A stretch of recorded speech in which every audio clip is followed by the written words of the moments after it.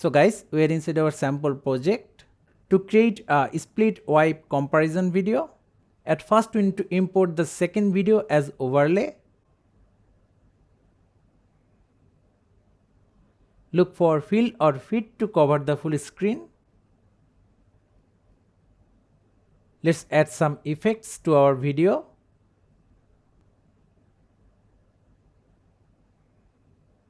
Now go to the point from where you want to start the comparison.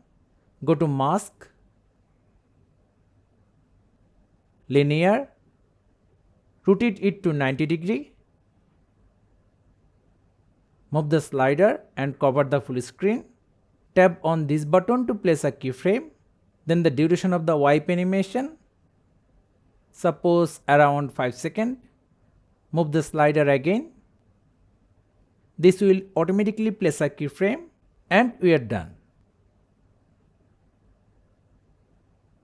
So thank you guys for watching. Have a good day.